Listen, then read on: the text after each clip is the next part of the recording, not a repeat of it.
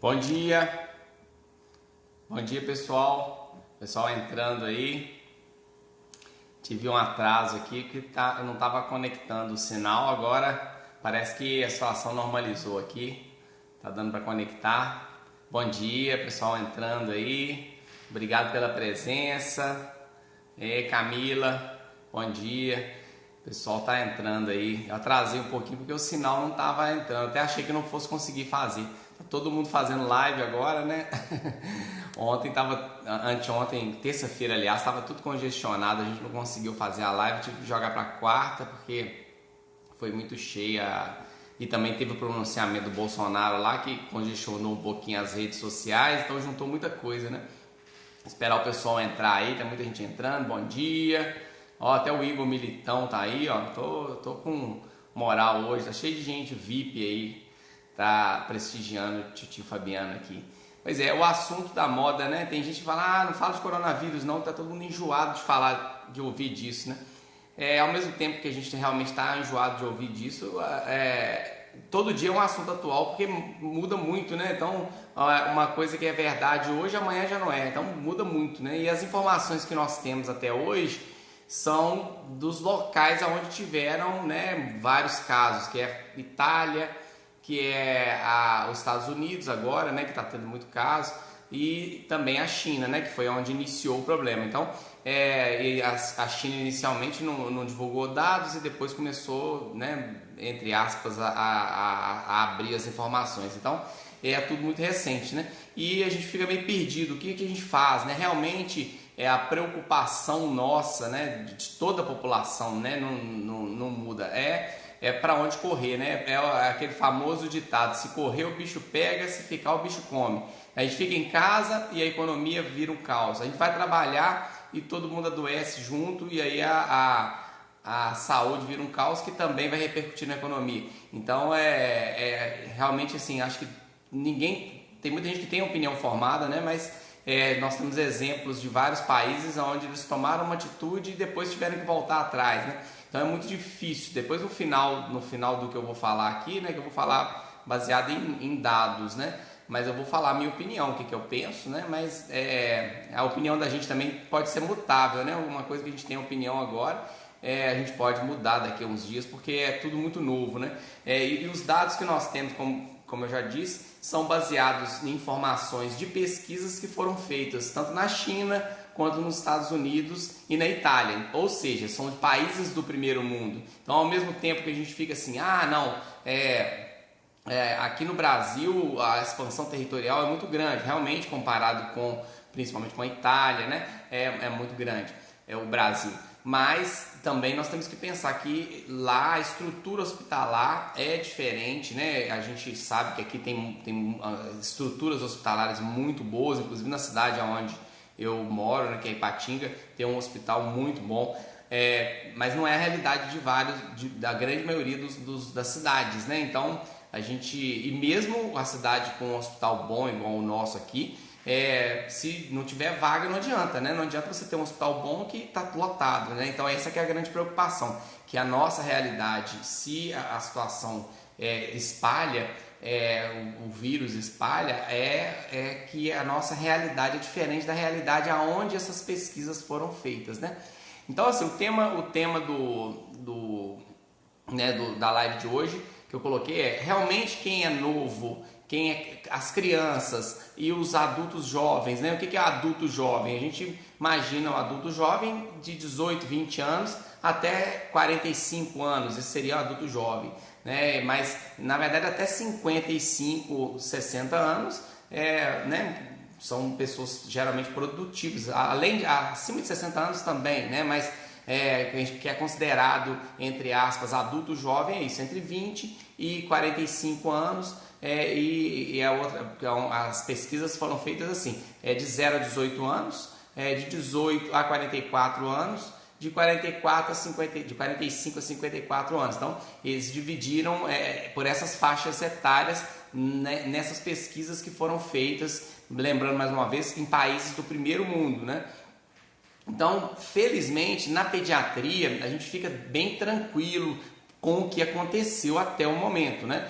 Porque as mortes em crianças, né, de 0 a 18 anos foram raras e geralmente estavam associadas a fatores de risco, que eu vou citar aqui alguns fatores de risco que seria motivo da gente preocupar, né? Então, na faixa etária pediátrica, nós estamos bem tranquilos em relação a isso. Geralmente, o sintoma principal é febre e tosse na criança, dá pouca congestão nasal. Geralmente, a maioria das crianças não tiveram tantos sintomas nasais de nariz escorrendo, nariz entupido, mas algumas tiveram também. Mas a grande maioria, né, 80% das crianças que pegaram o coronavírus confirmado através de exame, tiveram muita tosse e febre. Esses são os sintomas principais. Alguns só tosse, alguns só febre e alguns tosse e febre. A grande maioria tosse e febre. Então é o sintoma e melhorou espontaneamente. Alguns precisaram de internação, né? A porcentagem de internação é pequena. A maioria também ligada aos fatores de risco, né? Mas lembrando mais uma vez, foram feitos em países do primeiro mundo, onde tinha vaga hospitalar, onde tinha toda a estrutura hospitalar. Então a gente não sabe, não estou querendo pôr medo não, entendeu? Mas eu estou falando realmente o que a gente tem que pensar. A gente não sabe como que vai ser aqui, né? Tem muita gente falando, o vírus no ambiente quente ele não prolifera, só em ambiente frio, né? Existia essa teoria e ainda existe. Eu vi um vídeo de um médico ontem da USP, um cara renomado, falando isso. No Brasil não vai espalhar porque é calor. No Brasil não está espalhando ainda porque foi feita essa quarentena preventiva, né? E também não se sabe a real taxa de contaminação, porque não foi feito exame de todo mundo, né? Da maioria das pessoas. Só faz daqueles que chegam no hospital e que tem sintomas mais severos ou que tiveram contato com aqueles que já foram confirmados, aí está sendo feito. Fora isso, não está conseguindo fazer exame. Então, ainda não se sabe a realidade do Brasil. Com certeza tem muito mais pessoas contaminadas do que estão mostrando os dados, né? Eu não tenho dúvida disso. Mas até o momento, em criança, também no Brasil tem sido tranquilo. Mas a gente não sabe como que vai ser aqui, porque esses estudos que mostraram uma taxa de mortalidade menor do que 0,2% em crianças foram feitos, mas lembrando mais uma vez, em países do primeiro mundo, onde tinha toda a estrutura hospitalar para atender essas crianças, né? Aí a pergunta que eu deixo é a seguinte: será que nós vamos ter essa estrutura hospitalar para atender todas as crianças que adoecerem e que precisarem de internação, né? A gente precisa ficar muito atento, principalmente para as crianças que têm fator de risco. As crianças, aí quais são os fatores de risco, né?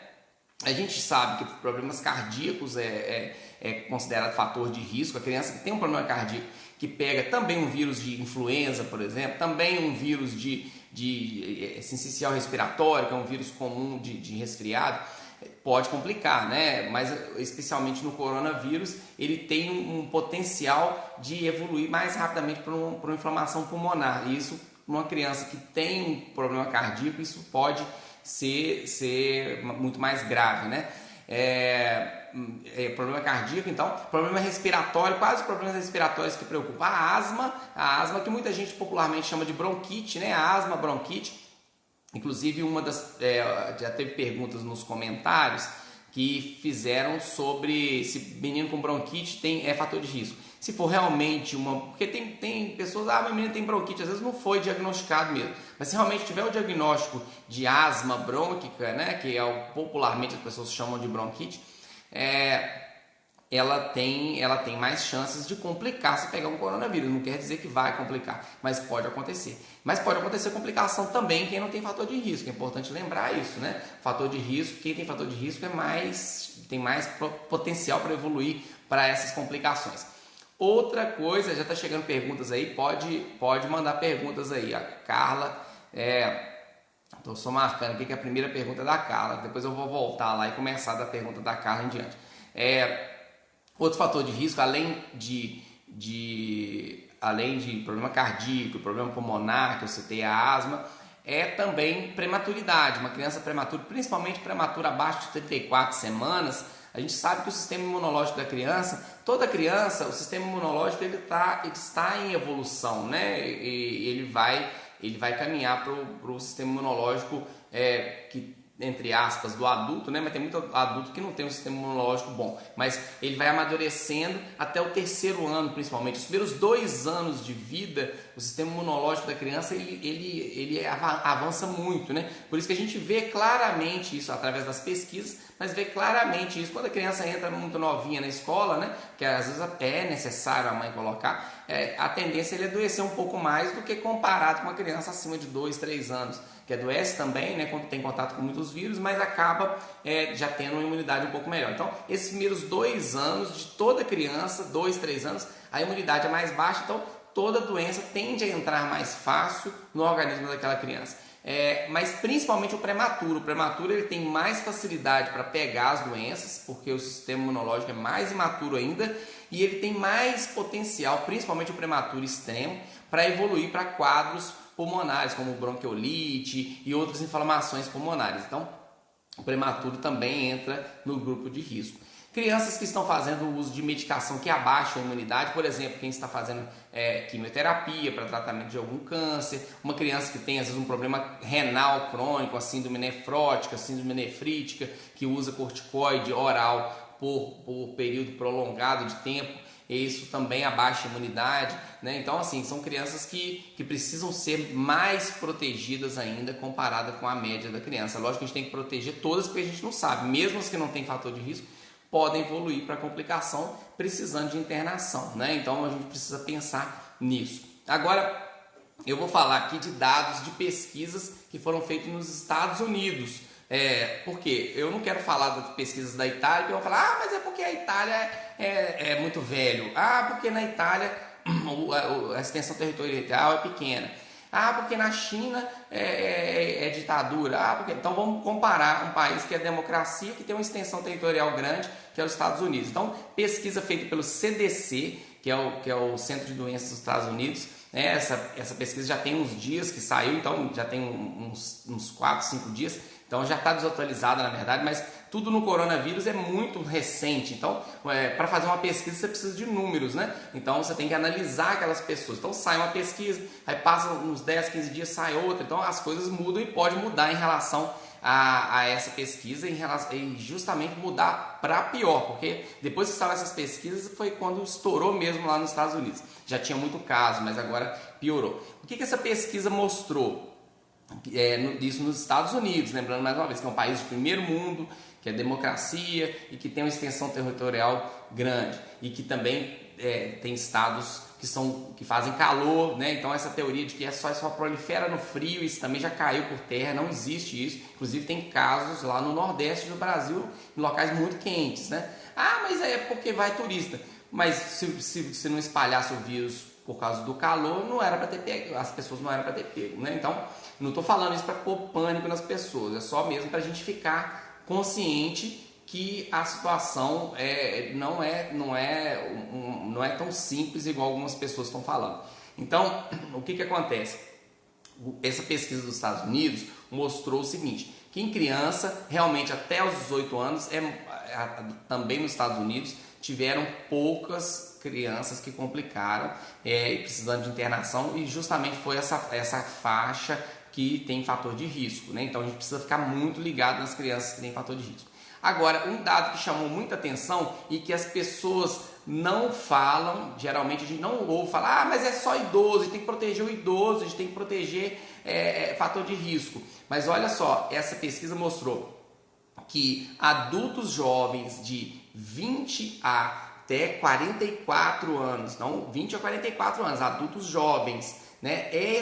Essa faixa etária, dos que pegaram coronavírus, 15 a 20% precisaram de internação hospitalar por complicações do coronavírus. Ou seja, se você pegar um sexto dessa população, então se você pegar uma população de 100 adultos jovens de 20 a 44 anos, você pegar 100 pessoas com coronavírus, 20 pessoas dessas 100 vão precisar de internação. Então imagina o caos da saúde no Brasil. Eu não estou falando de idoso não, porque quando fala de idoso, muita gente fala, mas é idoso, né? Idoso morre de outras coisas também, né? Tem essa justificativa. Então estou tentando mostrar dados dos Estados Unidos que mostraram que das pessoas que pegaram coronavírus de 20 a 44 anos, 15 a 20% dessas pessoas precisaram de internação no hospital. E 5%, 3 a 5%, então a média de 4%, precisou de UTI. Então, dentre eles estavam pacientes que tinham fator de risco e alguns que não tinham fator de risco. Então, o que a gente vamos projetar então nos Estados Unidos para o Brasil? Se esses 20% dos adultos jovens precisarem de internação, será que vão ter leito para eles? Então, eles não foram todos que morreram, não somente 3% que morreu, não, que precisou de UTI. Agora, você imagina no Brasil, será que nós vamos ter primeiro o leito para esses 20% internarem? E será que nós vamos ter o leito de UTI para esses 5%? É isso que nós temos que pensar, né? Então, adulto jovem adoece e precisa de internação. Não é porque é adulto jovem que vai ser só um resfriadinho ou uma gripe. Eu não estou falando, imitando fala de ninguém. Eu só estou falando que realmente muita gente acredita que não, é só um resfriado. A maioria das pessoas sim, mas 20% pode precisar de internação. E aí quando vai para a internação, você já tem um dado que até o momento não apareceu, que é o dado não temos vaga, ou é o dado não temos UTI, ou não temos o que o paciente precisa para respirar adequadamente.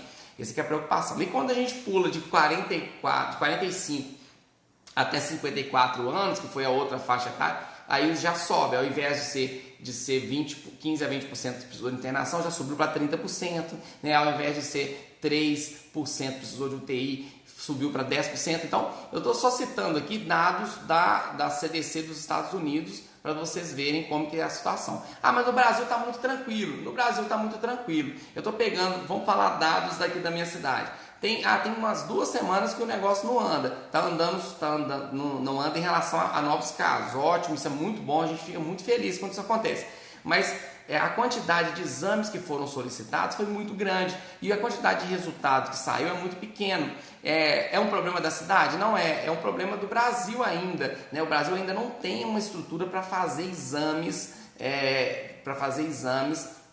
em massa e com resultado rápido, né? Então, agora eu vou colocar a minha opinião, o que eu acho em relação ao que a gente deve fazer, né? A minha opinião. Eu não estou falando que eu estou correto, que eu posso estar achando que eu estou correto e daqui a uns dias a gente mudar de opinião.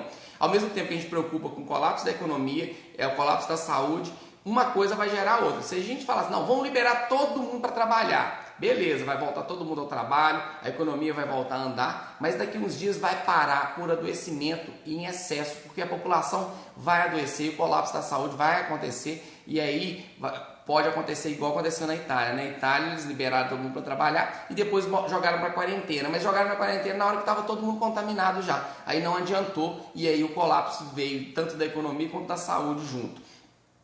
O Brasil ainda, o povo está recluso, num momento bom, é um momento que ainda as pessoas não estão, o vírus não está disseminado de forma perigosa ainda. Então eu penso que se a gente mantiver pelo menos mais uma semana esse confinamento, mais uma semana, eu acho que não vai trazer, lógico que vai trazer estragos para a economia, não tem dúvida, mas se comparado com 2 meses parado, com 3 meses parado, 4 meses, aí não tem lógica, né? Realmente o colapso vai ser muito grande. Mas mais uma semana para dar tempo de 2 coisas acontecerem. Uma, a vacinação da influenza acontecer, em idoso principalmente, então as cidades já estão mobilizando, inclusive a nossa cidade aqui está vacinando em casa, o prefeito montou drive-thru para vacinar as pessoas, isso é ótimo, por quê? Imagina, é uma época do ano onde acontece surto geralmente de influenza, que é um vírus que mata também e que mata idoso também. Então, se acontecerem as 2 coisas ao mesmo tempo, é aí que o negócio vai ficar feio. Então, vamos vacinar os idosos, vamos vacinar quem tem grupo de risco e vacinar todo mundo de preferência. Ótimo, essa semana, mais uma semana para fazer isso. E outra coisa, para dar tempo do Estado, do governo, estruturar a coleta de exames. Porque é muito fácil falar assim, volta para o trabalho. Se a gente conseguir fazer exame de todo mundo que vai voltar ao trabalho, para saber, não, realmente eu não tenho coronavírus, então eu posso voltar a trabalhar. Beleza. Não, eu tenho coronavírus, então eu vou ficar em casa, eu e a minha família, mais 14 dias. Aí nós vamos proteger a população. Não adianta mandar todo mundo voltar a trabalhar, sem fazer exame de todo mundo. Para isso, a gente precisa ter uma estrutura. O governo prometeu que está comprando os testes, que está comprando exames, mas isso demora um tempo para chegar. Não é assim, compra hoje, amanhã chega.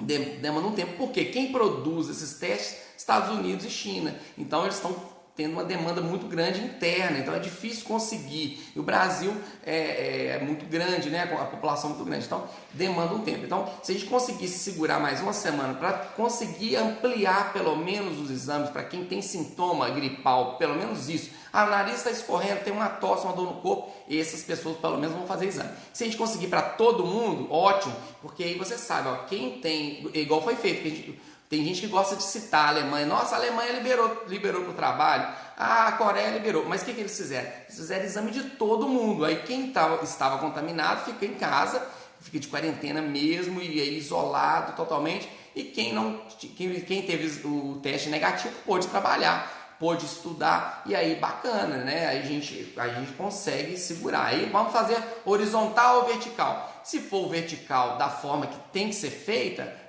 aí o vertical é bacana, porque não vai afetar tanto a economia. Mas o vertical não é, manda trabalhar todo mundo e isola só os doentes. Mas não é só os doentes, a gente tem que isolar quem está com o vírus. Lembrando que o vírus pode estar em você e você não ter sintoma nenhum e você transmitir para as pessoas. Outra pesquisa que foi feita também lá nos Estados Unidos, essa pesquisa está em andamento. Grande parte das pessoas que não tem sintoma, falam assim, não, posso ter e não ter sintoma, evoluíram para sintomas depois. Tem pessoas que demoram para ter sintomas e já estão transmitindo. Então, naquele momento que colheu o exame de várias pessoas, alguns com sintoma, alguns sem sintoma, e viram, olha, uma porcentagem dessas pessoas não tem sintoma, transmite o vírus. Só que alguns desses passaram-se alguns dias, passaram a ter sintomas. Então, essas pesquisas, algumas delas vão ser modificadas. Então, o que você achava, não, a grande maioria não tem sintoma. Não é bem assim. A grande maioria não tem sintoma na fase inicial e depois evolui para sintomas, geralmente mais leves, mas evolui. Então, a ideia é essa, é detectar para a pessoa. Você imagina que você está trabalhando numa empresa onde tem 20 pessoas ali e você tem o vírus e não está sentindo nada. Você vai passar para pelo menos mais uns 4, 5 e aqueles 4, 5 vão passar e vai contaminar todo mundo. Agora, se fizer exame de todo mundo e ver, não, o fulano de tal não pode trabalhar porque ele tem o vírus e ele vai isolar, aí todo mundo fica protegido e a família de todo mundo fica protegida. Então, o vertical tem que ser feito de forma correta, não é? No vertical não é, manda todo mundo trabalhar, vão isolar só os idosos e os fatores de risco. Não é assim. O vertical tem que existir uma busca ativa para descobrir quem está com o vírus, entendeu? Aí sim as coisas vão andar, aí sim a economia vai andar. Porque não adianta liberar todo mundo para trabalhar, que daqui uns dias vira um caos e aí manda todo mundo para casa, todo mundo doente, aí o negócio vai ficar sério. Mas essa é a minha opinião, né? Eu não sou dono da verdade, não estou defendendo, e a gente tem que tomar muito cuidado, que agora está começando a gente ver claramente um jogo político muito grande, né? As pessoas, infelizmente, querendo tirar proveito disso, alguns para aparecer, alguns para ganhar dinheiro e alguns para ganhar a questão da atenção política, né? Um querendo mostrar que é melhor que o outro, um querendo mostrar serviço. Então a gente tem que tomar muito cuidado com as coisas que a gente ouve, com as coisas que a gente vê. Inclusive a gente vê vídeos de alguns colegas, infelizmente, falando coisas que a gente vê que não é real, né? Porque é uma pesquisa muito fácil você falar a pesquisa, mas quando a gente joga para a realidade do Brasil, é difícil. Não morreu, os jovens precisaram, 20% precisou de internação, mas poucos morreram. Mas será que nós vamos conseguir internar esses 20% que precisam de internação dos jovens? Então é isso que é a pergunta que fica. E realmente eu não sei, depende muito do estado de como vai ficar as coisas, né? E a tendência é nas próximas 2 semanas os casos dispararem no Brasil. Isso aí é uma tendência porque ainda não deu tempo do vírus, das pessoas serem detectadas com o vírus. Então o diagnóstico disparar. E tomara realmente, nossa, o que eu quero daqui uma live daqui a 2, 3 semanas entrar aqui e falar assim, gente, aquilo que eu falei naquela live, eu estava totalmente errado. Realmente o calor do Brasil evitou que o vírus proliferasse e nós estamos protegidos, né? Nossa, ótimo, eu quero realmente estar errado, mas eu fico muito preocupado porque o vírus não prolifera no frio, no calor. Aí está mostrando que locais quentes também estão proliferando, né? O vírus não, ele só pega idoso. Não, ele está vendo gente nova está morrendo, gente nova que é atleta, inclusive, está morrendo, que tem fator que não tem fator de risco. Então, lógico que aumenta muito a chance de morte se a pessoa for idosa ou se tiver fator de risco. Mas todos nós temos que ficar muito atentos, tá? Lembrando mais uma vez que vitamina C não protege contra o coronavírus, tomar cânfora não protege contra o coronavírus. Eu recebo mensagem todo dia, apesar de eu ter feito um vídeo sobre isso, eu continuei recebendo as mensagens pedindo qual a dose de vitamina C para proteger contra o coronavírus. E não adianta, quem dera que adiantasse, né? Se alguém descobrir alguma coisa que protege contra o coronavírus, não, aí vocês me falam lá, tem uma pessoa que fez uma ozonoterapia no ouvido e postou aí, né? Essas coisas, né? São coisas que às vezes iludem as pessoas infelizmente muitas acreditam, acabam além de tudo ainda gastando dinheiro com isso. Então não adianta. Vitamina tem que ser dada em forma de alimentação saudável, né? Muita gente dá a desculpa de que meu filho não come saudável porque eu não tenho tempo, doutor, eu trabalho muito, eu não posso almoçar junto com ele, eu não posso jantar junto com ele, então eu não consigo dar exemplo. Então agora é a hora, vocês estão com a faca e o queijo na mão, é hora de sentar na mesa sem tela e comer verdura, comer legumes na frente do seu filho, mostrar para ele como que é uma alimentação saudável. E aí ele vai aprender nesse tempo de quarentena. Vamos tentar fazer alguma coisa boa, né, nesse tempo aí, né? E vamos tentar também não ficar o dia inteiro ouvindo notícia que só passa notícia ruim, né? Lógico, a gente tem que ter um momento do dia para saber como é que está a situação, mas naqueles momentos que você puder, senta no chão, brinca com seu filho, faz brincadeiras, joguinhos, colorir, alguma coisa que não seja tela, né? Eu sei que é difícil, né? Eu sei que é difícil, eu tenho 2 filhos, a gente não pode pôr na frente de tela de jeito nenhum, depois de 2 anos, pode liberar 2 horas por dia. É realmente a realidade das pessoas que moram dentro de um apartamento, com 2, 3 meninos, tem hora que não tem jeito, mas a gente tem que tentar, né, ser criativo e deixar os meninos fazer bagunça, chutar bola dentro de casa, andar de bicicleta dentro de casa. A gente precisa relaxar com essas coisas. A criança agora tem que brincar, fazer bagunça, bater panela, ajudar na preparação eu até fiz uma live junto com a Lídia, terapeuta ocupacional, né? A gente estava falando de algumas coisas, dentre elas ajudar nas coisas do dia a dia, né? Ajudar a preparar um bolo, colocar os ingredientes, não picar isso. Outro dia eu preparei um omelete com meus meninos lá e ficaram 1 hora preparando o omelete. É lógico que se eu tivesse feito eu faria com 5 minutos, mas ficou, pica o queijo, pica o tomate, estraçalhou o tomate todo com a mão lá, e aquela festa. Mas no final tá certo, ocupa o tempo deles, eles se sentem importantes que estão ajudando. Então eu acho que é isso, vamos passar um pano aqui na cozinha com a mamãe, e aí põe um paninho na mão do seu filho, mesmo que ele esteja mais sujando do que ajudando, mas põe ali, vai estar gastando energia e vai estar se sentindo importante também, né? Dependendo da idade da criança, pode ajudar a lavar uma vasilha que não quebre, pode ajudar nas atividades do dia, ajudar a arrumar a cama, ajudar a pôr a mesa do café. Então, a criança, dependendo da idade, né, depois dos 2, 3 aninhos, já pode ajudar nos afazeres do dia a dia. Isso é importante, tá bom?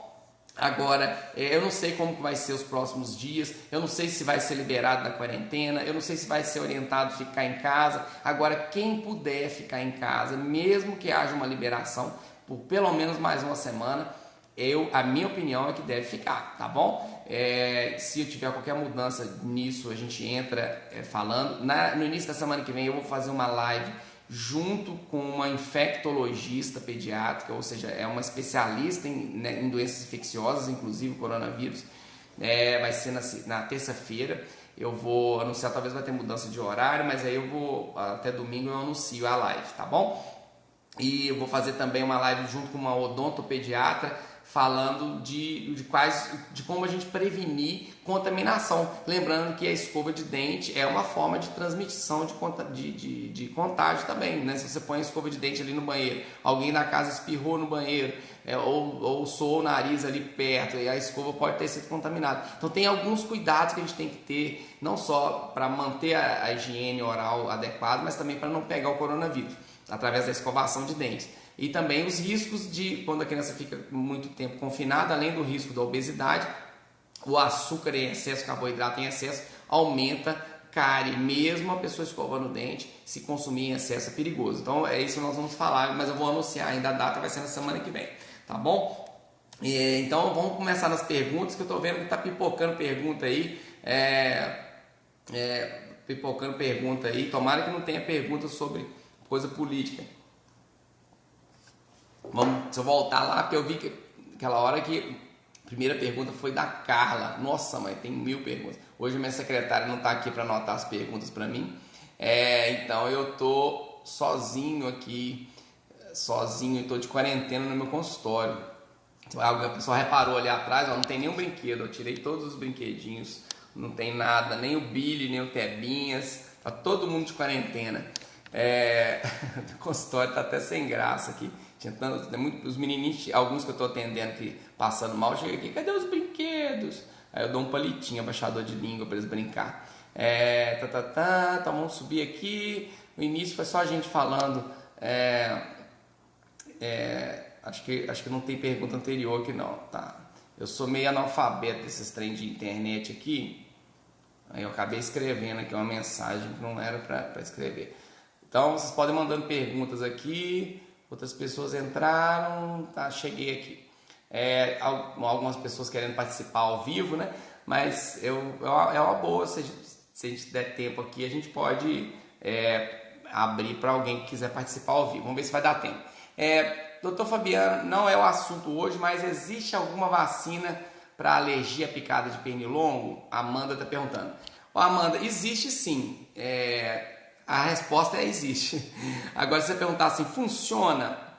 Eu acho que tem que ser muito bem indicado. Porque essas vacinas a gente fica com muita dó, porque tem que tomar todo dia ou 2 vezes a semana. Judia muito da criança. Então, se é alérgica à picada de inseto, vão tentar evitar a picada de inseto. Eu sei que não é fácil, né? Igual falar assim, eu moro na casa junto com uma pessoa que fuma dentro de casa. Existe uma vacina para eu deixar... Eu sou alérgico à fumaça de cigarro. Existe uma vacina para eu deixar de ser alérgico à fumaça de cigarro?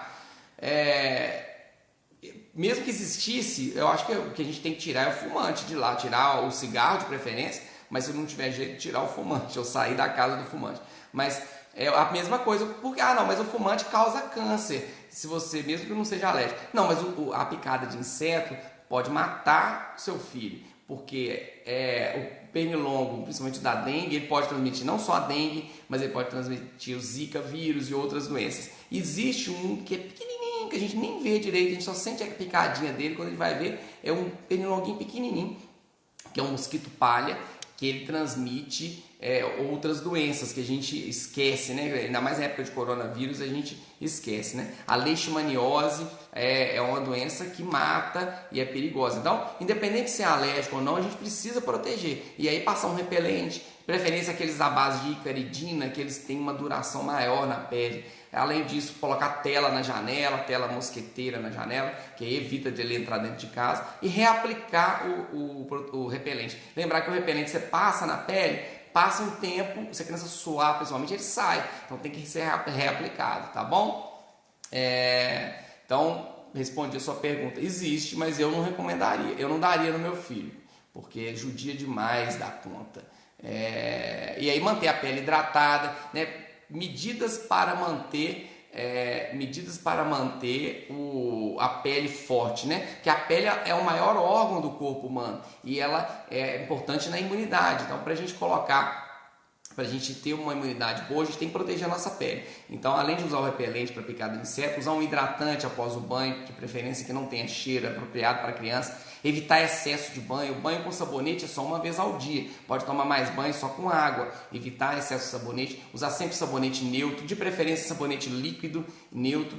E não usar bucha, esponja. Essas coisas vão prejudicando a pele e fazem com que a criança tenha as alergias com mais intensidade. Manter a unha sempre curta e lixada, que aí vem o pernilonguinho, pica, a criança coça, tá bom? Então esses cuidados são importantes. A Carla, eu achei que tinha sido a primeira a perguntar, mas foi a segunda. Tem alguma possibilidade de mãe de prematuro extremo e que ainda cuida de 2 idosos conseguir um meio de ficar em casa? Tem sim, Carla. Você tem que pegar... Aí é o seguinte, se você estiver trabalhando ainda, você tem que pegar com um médico ou um pediatra do seu prematuro ou o geriatra do idoso um atestado falando que você é cuidadora de grupo de risco. E aí você tem direito a ficar 14 dias em casa. Ah, mas aí se eu fizer isso a empresa me manda embora. Aí não tem jeito, né? Tem empresa que... Tem gente que está com medo de perder o emprego, né? Mas que por lei você tem o direito, sim, né? Essa semana eu dei um atestado para muitas pessoas aqui que realmente precisavam, né? Eu sei que precisavam.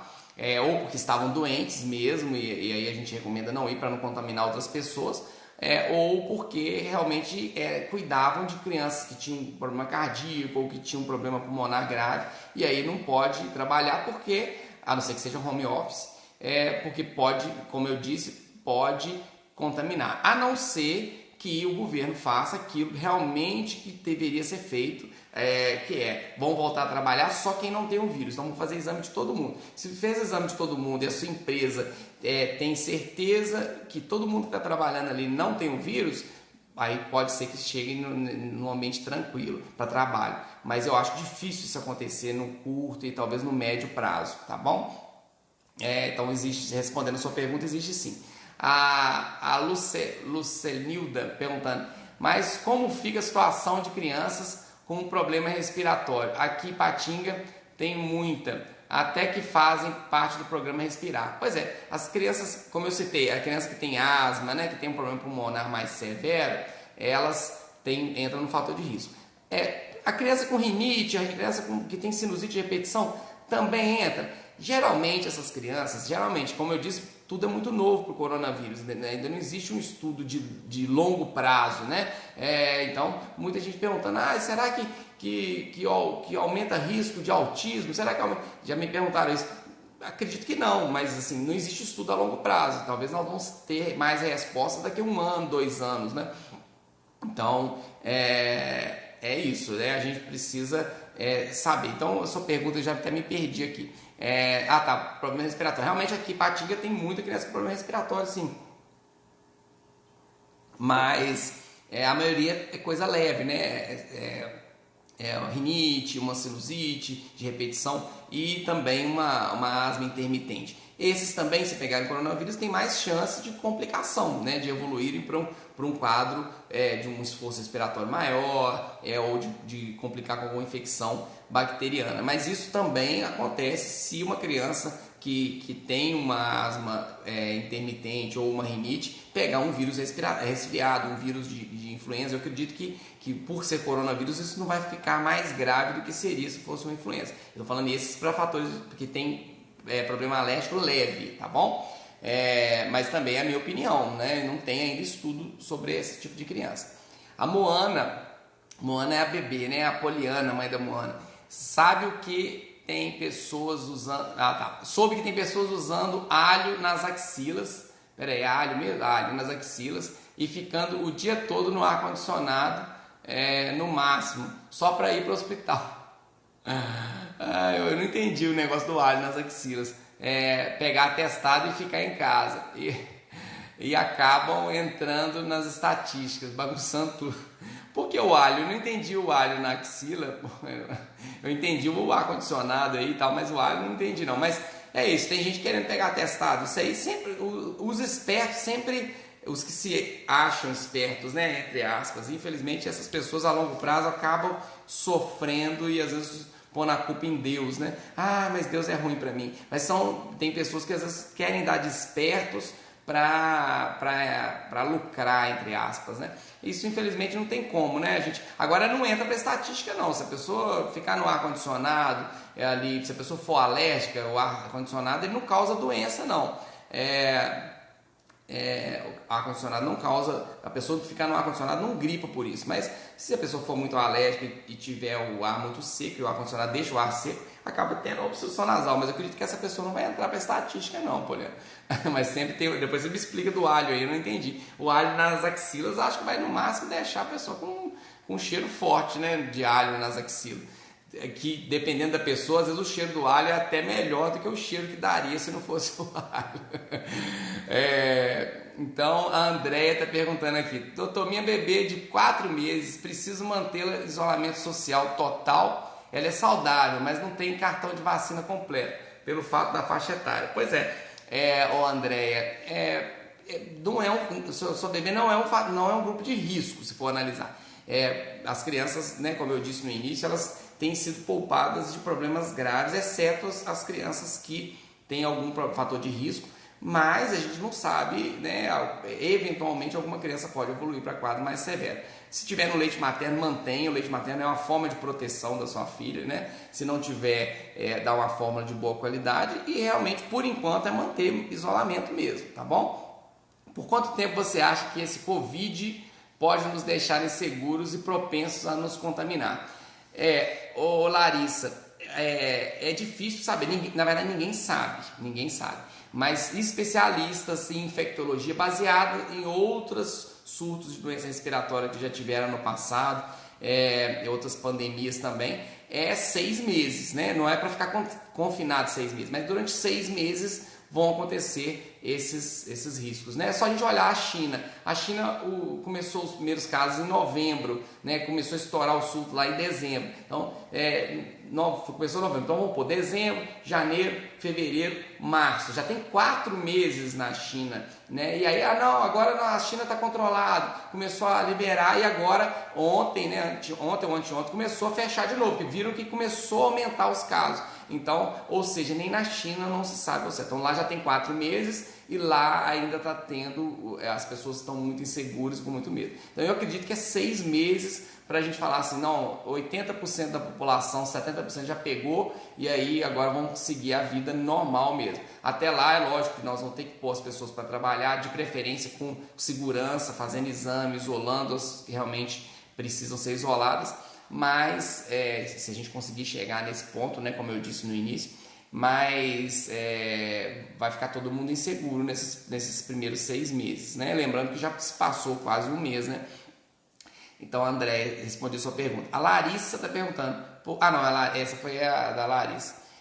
Qual a sua opinião sobre a hidroxicloroquina? A hidroxicloroquina, ela mostrou resultados bons em pessoas internadas graves com o coronavírus, pessoas que estavam entubadas em UTI. Pelo amor de Deus, ninguém vai usar hidroxicloroquina para prevenir coronavírus, pelo menos por enquanto não tem essa indicação. É um remédio que tem indicação para algumas doenças autoimunes, principalmente lúpus, artrite reumatoide, tal, mas para coronavírus ainda está em estudo, né? Como os estudos são muito recentes, não se sabe, né, os efeitos que isso pode dar. Se ele for bom realmente para evitar mortes, ele vai ser usado em larga escala. Até agora ele tem se mostrado bom em pacientes graves, tá bom? Mas não em pacientes que têm sintomas leves e tal, porque o risco, ele supera, até o momento, os riscos superam os benefícios dele. Então, tem pessoas que podem ter problemas de visão, de audição e uma série de outros problemas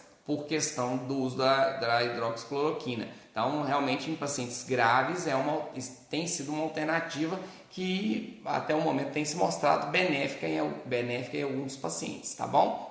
Mas está cedo para chegar a uma conclusão. Na verdade, ninguém ainda tem uma conclusão sobre a hidroxicloroquina. Não sou só eu, né? Até os pesquisadores e os médicos que estão usando estão em pesquisa ainda, tá? A André perguntando, parabéns por sua atitude de vir orientar. Obrigado, André.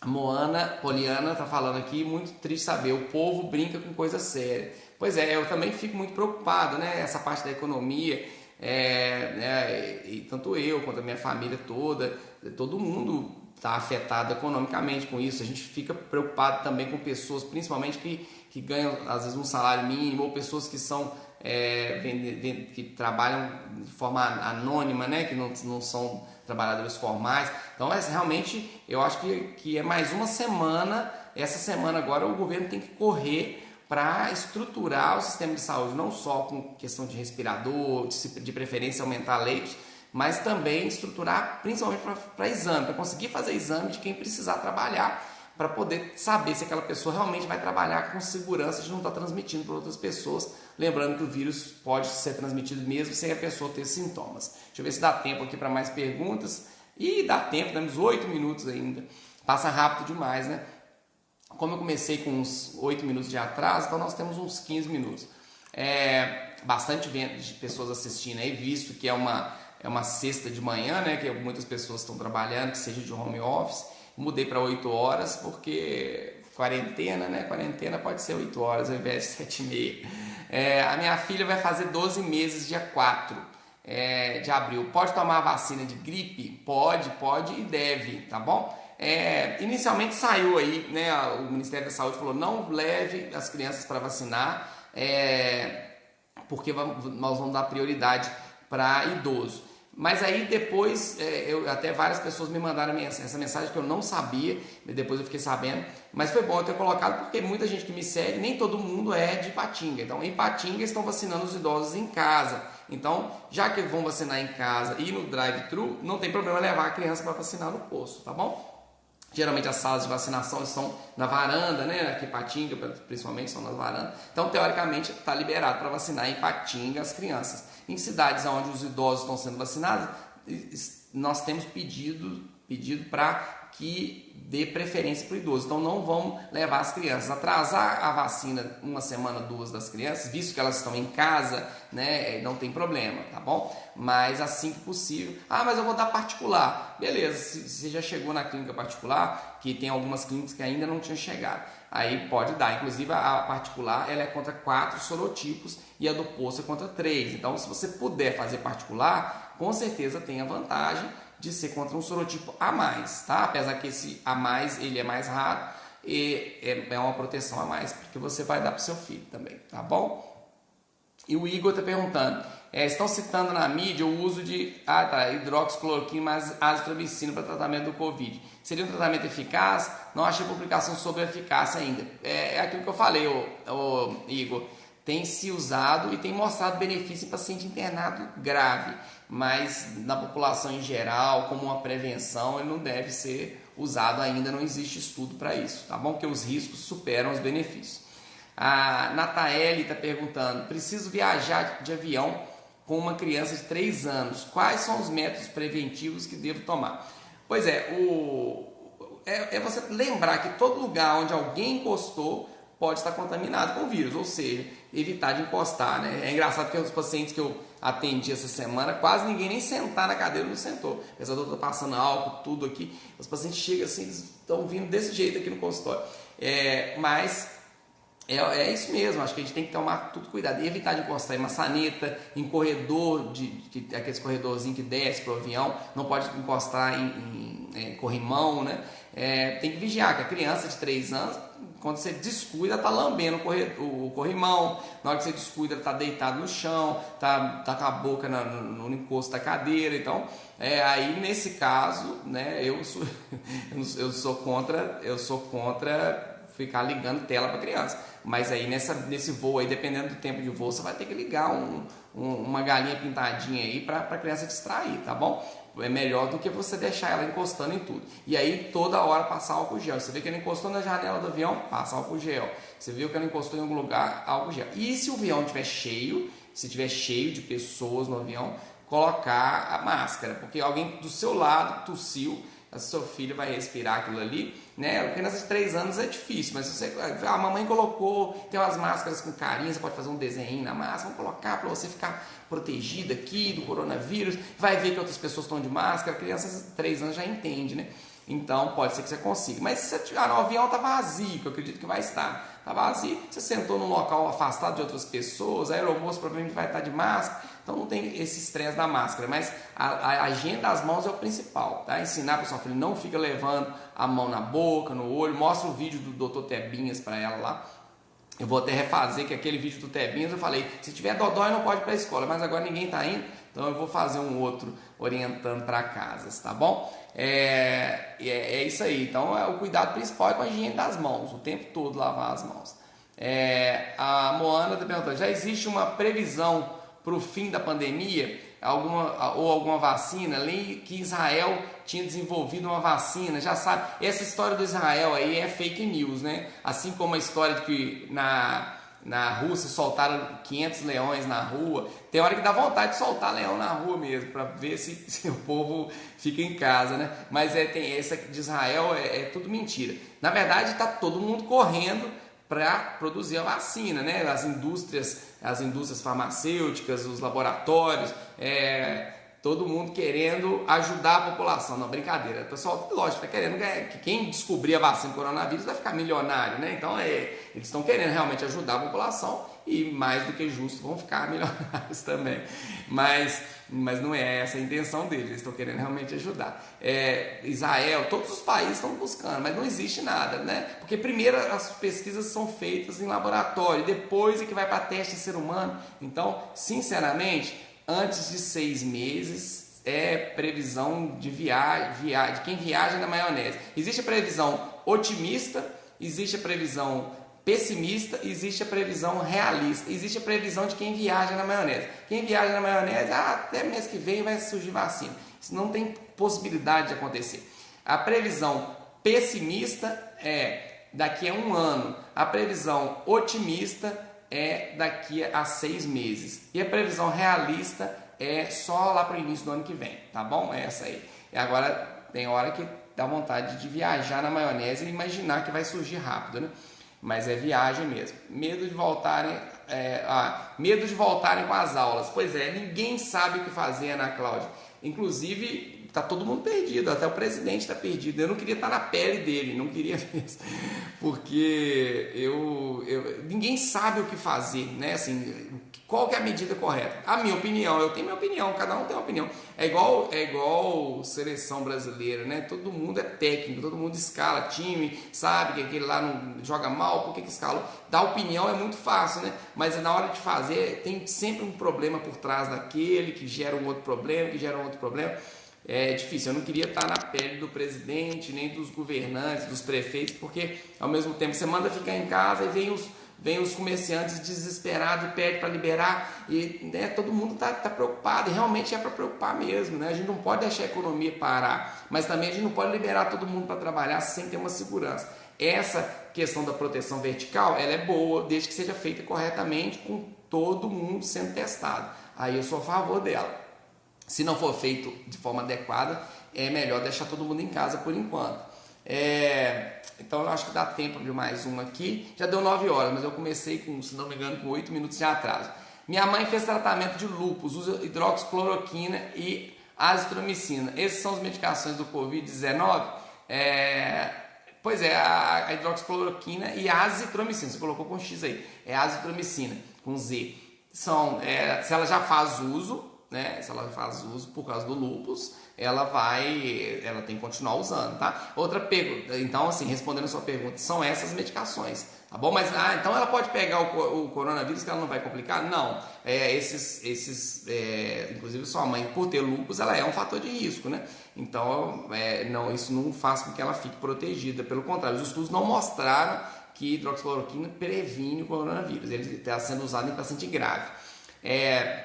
Só abrindo o gancho aqui, criança que tem asma, que usa as bombinhas de corticoide, fluticasona, budesonida, tem que continuar usando. Não, vamos suspender porque é corticoide. Não, quem está usando medicação de prevenção tem que continuar usando medicação de prevenção. Não preocupe com isso, tá bom? Porque senão se o seu filho pegar um coronavírus, por exemplo, aí que ele vai complicar mais se ele não estiver usando a medicação preventiva. Meu filho tem asma, quais os cuidados devo tomar? Eu já basicamente falei aqui, né?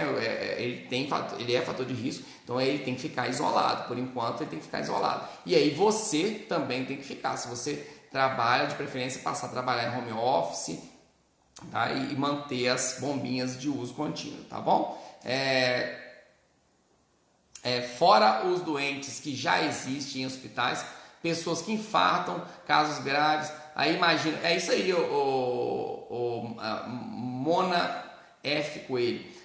O problema todo é esse. É uma época do ano, se a gente parar para pensar também, a gente fica só pensando em tragédia. Mas o grande problema é que essa época entre abril e agosto, geralmente é uma época de muito problema respiratório, vírus de resfriado, vírus de influenza, é uma época que dá mais pneumonia. Então geralmente é uma época que os hospitais já estão lotados, naturalmente sem coronavírus. Então geralmente já é uma época que os prontos-socorros estão cheios, que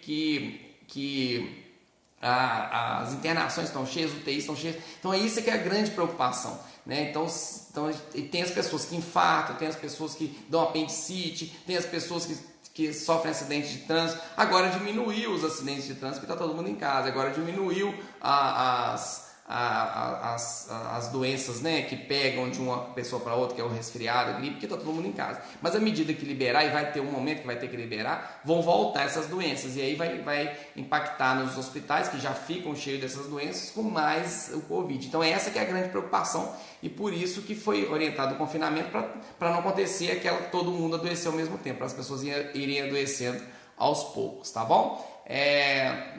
Então acho que é isso, pessoal. Não vamos para mais. Adulto, a Eliane perguntando assim: adulto com insuficiência mitral é fator de risco?